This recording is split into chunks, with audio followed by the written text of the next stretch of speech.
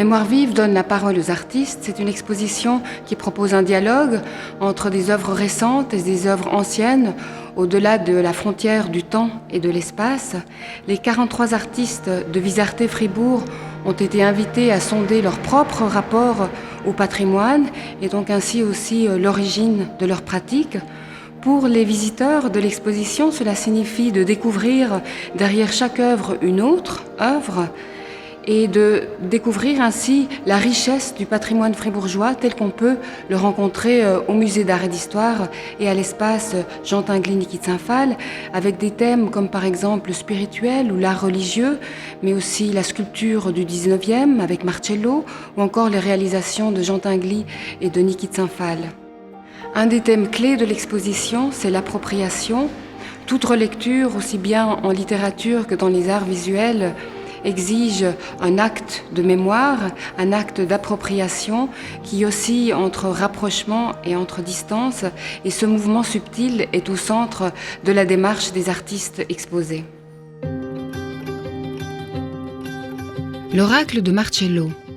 Le premier des 7 volets que compte l'exposition témoigne des réactions des artistes face à la Pitie de Marcello, œuvre maîtresse de la sculptrice fribourgeoise.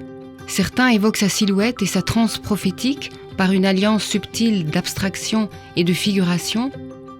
D'autres s'inspirent de sa pratique du moulage pour la transposer dans une expression contemporaine. Le destin de cette femme artiste du 19e siècle, qui choisit un nom d'art et de guerre masculin, bouleverse également. Elle incarne l'émergence difficile d'un art féminin et interroge, tout comme ses pairs au XXIe siècle, le rôle de l'artiste et sa place dans la société. Valeria Kaflich est l'une des créatrices qui dialogue avec Marcello et son œuvre. C'est une réflexion sur la Pitie. Sur la Pitie, en effet, plutôt sur Marcello. Et je me reproduis donc ensuite dans une forme de selfie sur ce tableau, genre caravagesque, toute la situation aussi de cadre, comme c'est monté, avec des pics en bois, qui rappellent un peu la chambre des tortures. Vous trouverez une grappe de sein. En effet, c'est une invitation à mon entourage, à mes amis, de me donner leur sein. Bien sûr, il y a une idée aussi métaphorique de nourrissement. Ce que vous voyez donc, il y a des grands, des petits, des plats. Il y a aussi des féminins et des tétans masculins. Parce que vu que je parle de diversité, pour moi, c'était indispensable qu'il y ait aussi des tétans masculins. Une crucifixion comme une genèse du monde. Le relief de Villars-les-Moines fascine par la force de son langage cosmologique, immuable et symbolique. Les artistes qui s'en inspirent évoquent la croix, mais aussi de manière plus abstraite, l'absolu, la sagesse et le mystère de la création. Dans ses œuvres, figuratives ou abstraites, l'art évoque le lien entre la terre et le ciel, le trait d'union entre l'être humain et l'infini. Beat Feisel a choisi un dialogue décalé, formel et spirituel avec ce relief de Villars-les-Moines. Analog zum mittelalterlichen Steinrelief modellierte ich Menschen und Symbole. Diese Zeichen stammen zum Teil aus der modernen Computer- und Kommunikationstechnologie. Die Symbole können neu kombiniert werden und ermöglichen dem Betrachter unter Umständen auch neue Bedeutungszusammenhänge zu schaffen. L'arbre fleuri ou l'éternel retour. Ferdinand Hodler a suscité auprès des artistes de Visarté un grand intérêt. Ceci s'explique entre autres par la beauté de ses paysages et la familiarité de ses végétaux magnifiés dans de nombreuses variations. Le petit arbre fleuri du MAF, malgré ses dimensions réduites, exprime cette célébration d'une nature idéale et d'une renaissance printanière qui font écho à plusieurs œuvres exposées. Nostalgie et rêverie, sans doute un peu des deux, mais aussi un désenchantement croissant face aux dérives d'une société qui peine à instaurer un rapport de respect et d'équilibre avec la nature. Face à l'arbre fleuri d'Hodler, Jean-Michel Robert nous plonge dans la contemplation d'un tronc, d'une trogne végétale qui exalte le mystère.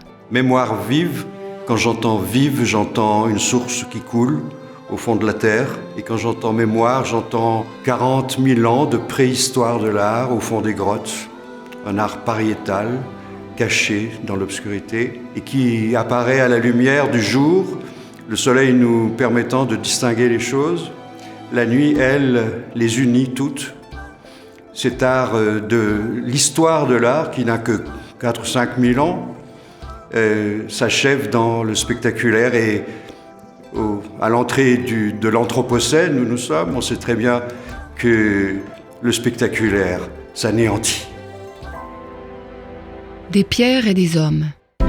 Les plans Zickinger et Martini sont des microcosmes infiniment riches qui représentent Fribourg. Ce sont aussi des jalons déterminants dans les vues de la ville, perçues dans toute son étendue, qui fourmillent d'informations architectoniques et de détails de la vie quotidienne. La cité, sa molasse omniprésente et ses rues sinueuses sont également au centre de nombreuses reformulations artistiques contemporaines.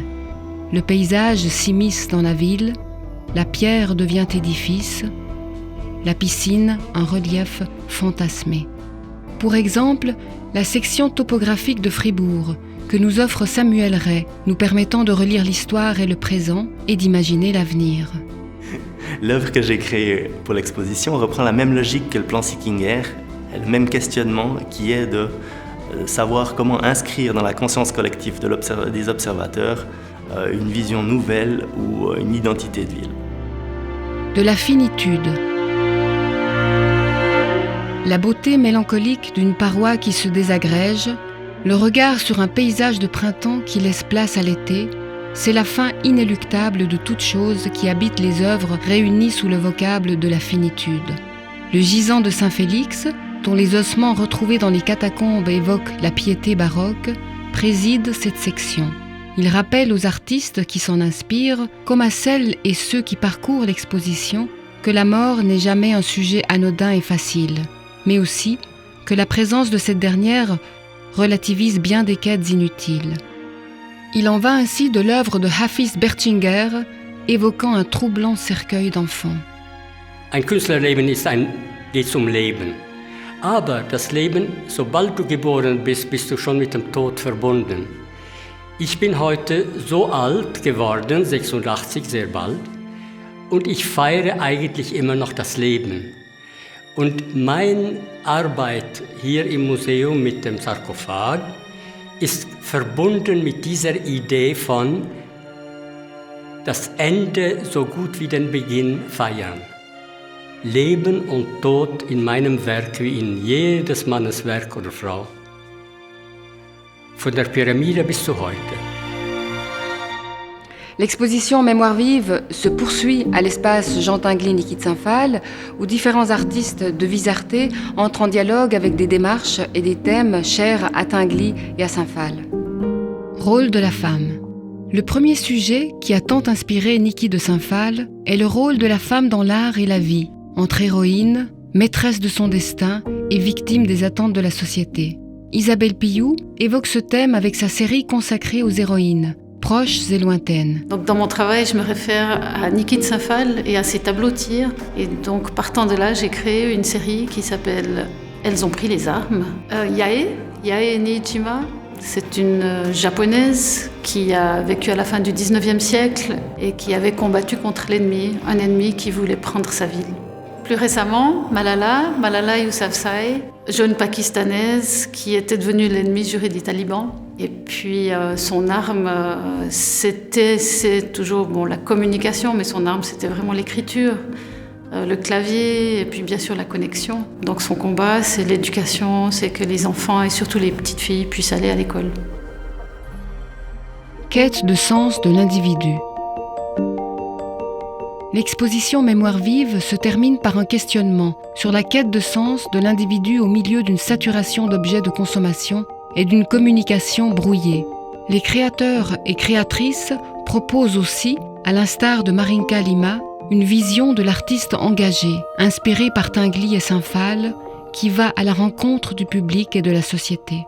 On voit dans l'image que Saint-Christophe s'appuie sur un bâton, il traverse une rivière, il porte un enfant sur son dos. Dans mon œuvre, le triptyque L'étincelle du musée, je m'appuie sur deux choses. Une expérience tirée de mon voyage projet Kunstpilgerreise, qui constitue une marche à travers l'Europe de Cassel à Athènes, une marche au nom de l'art. Et la deuxième chose, c'est un héritage par rapport à mon grand-père qui avait participé à la publication d'un journal satirique fribourgeois, L'Étincelle. L'exposition Mémoire vive offre un double plaisir, celui de découvrir des œuvres contemporaines nouvelles et celui de se replonger dans le patrimoine fribourgeois pour se le réapproprier. Le lien entre patrimoine et art contemporain rappelle aussi l'idée inspirante d'Abi Warburg qui voit l'image comme un signe qui migre d'un artiste à un autre, d'une société à l'autre, d'une époque à une autre. En tant que spectatrices et spectateurs de ces œuvres, nous en devenons non seulement les destinataires, mais aussi les témoins, puisque ces images résonnent désormais en nous et poursuivent ainsi leur voyage.